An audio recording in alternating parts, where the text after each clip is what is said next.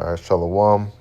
First and foremost, I want to give all honor, glory, and praise to Yahweh Ba'Shem Yahushai, B'Hashem Rakakwadash. This is going to be part 2 of um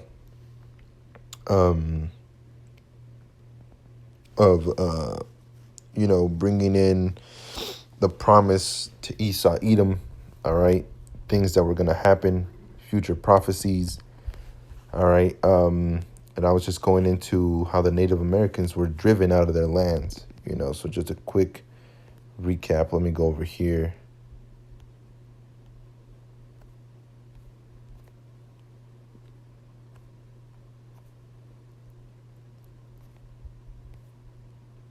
Go all the way back.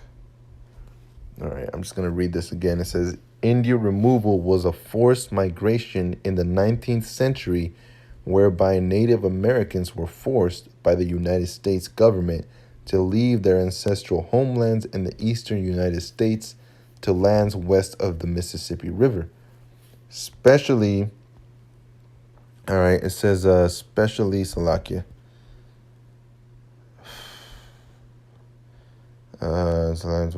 Especially to a designated Indian territory. All right, and I showed a video.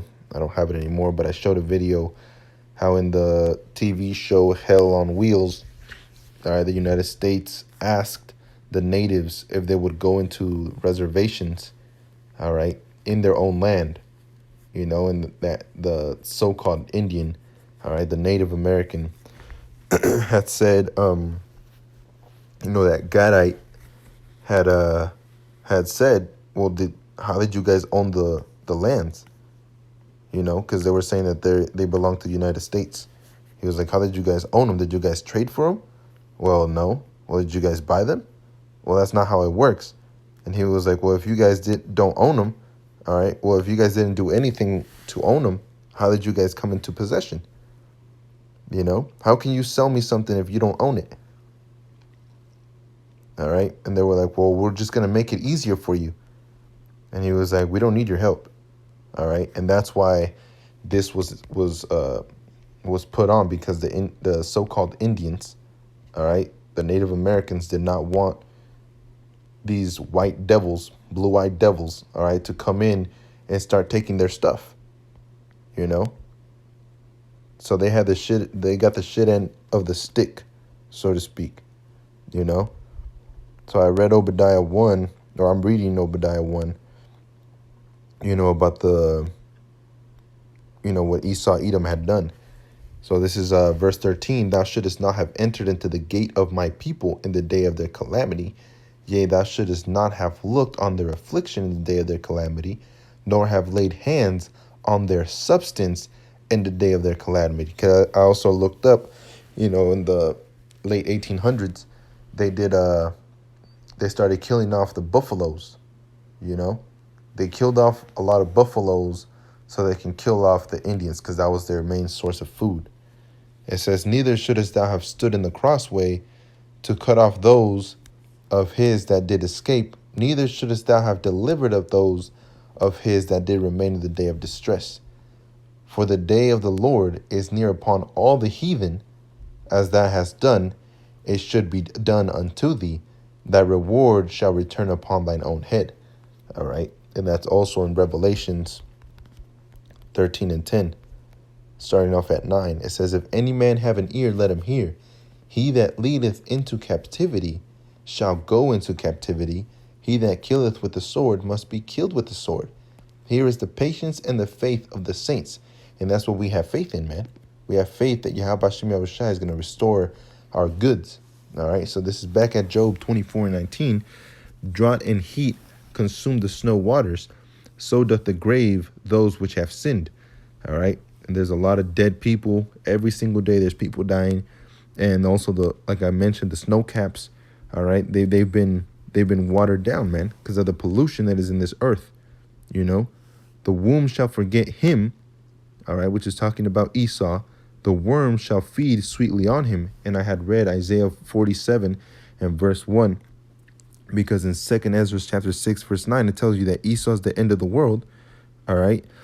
And Isaiah 47 and 1 tells you that Babylon the Great is going to be destroyed, you know? So if Esau is the end of the world, then Babylon is the end of the world. Then that means that Babylon is Esau Edom's kingdom. All right. It says the womb shall forget him. Why? Because he's not going to come back anymore, man. And that's why I read Obadiah 1, because it says that Esau is going to be cut off forever, you know? So the womb isn't going to be able to bring an Edomite back into play. After 1,000 years of slavery, all right, you're going to be cut off forever. It says the worm shall feed sweetly on him. He shall be no more remembered, and wickedness shall be broken as a tree. All right. He, evil, entereth the barren that beareth not, and doeth not good to the widow. He draweth also the mighty with his power. He riseth up, and no man is sure of life. Though it be given him to be in safety, whereon he resteth, yet his eyes are upon their ways. They are exalted for a while. All right, they are exalted for a little while, but are gone and brought low. They are taken out of the ways as all other, and cut off as the tops of the ears of corn. This is Job 9:24. The earth is given into the hand of the wicked. And we read in Genesis 27 how the earth was going to be given into the hand of Esau Edom. All right. In the book of Hebrews, it tells you how Esau Edom was rejected. All right. Because he was a wicked man, you know. So let me see if I can get that over here, my sword, actually. You know, I don't want to lose my place.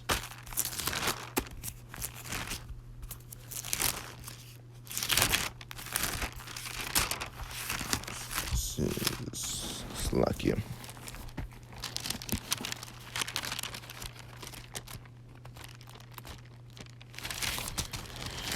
Hebrews 12:16.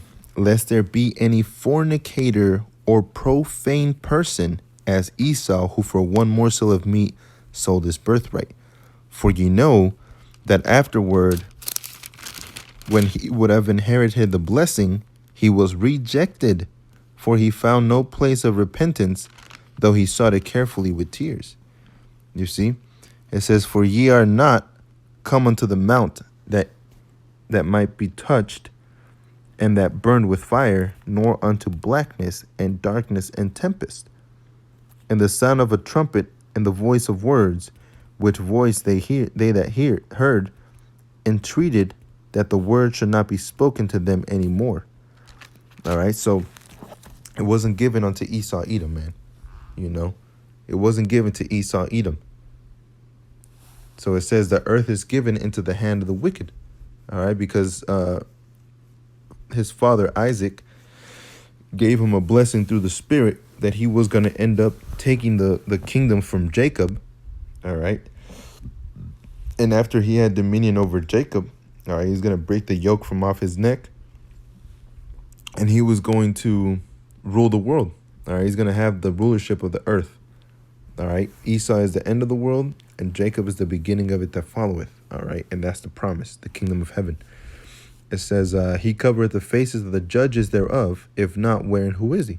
So if it's not this man that we say, well, where and who is he? All right. And he's not done away with, man. He is not done away with, you know. So back at Job 24:19, verse 21, he evil entreateth the barren that beareth not, and doeth not good to the widow. He draweth also the mighty with his power. He riseth up, and no man is sure of life. All right. So when this man goes into war, you can't be sure of your life, man, you know, because that's how he is. His police officers, his military, you know, they don't care for life, man. All right. It says, so no man is sure of life, though it be given him to be in safety, whereon he resisteth, yet his eyes are upon their ways. They are exalted for a little while. All right. The earth is given to the hand of the wicked, and it's only for a little bit, man. All right. Job. What was that? Job chapter 20. All right. Let me see.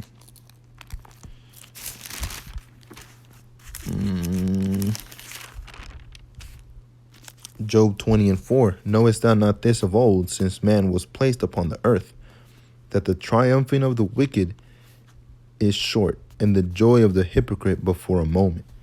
All right. So this man's rulership is coming up, man. All right. It's coming up to his end. It says,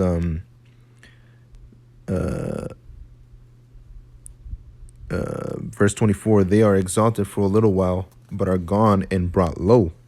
Same thing as Isaiah 47:1. They are taken out of the way as all other, and cut off as the tops of the ears of corn.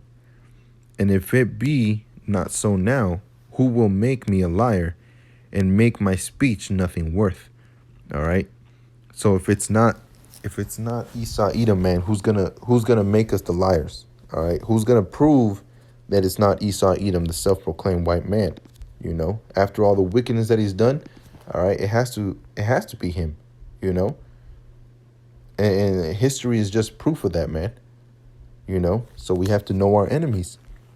That's part of being in this truth. All right, so with that, I hope that was edifying. With that, I want to give all honor, glory, and praise to Yahweh B'Hashem Yahushai, B'Hashem Rakakwadash. Double honors to our apostles, to our teachers, for teaching us this truth to rule well. All right, and all right, don't trust your enemies. For as so iron rusteth, so is his wickedness. Shalom.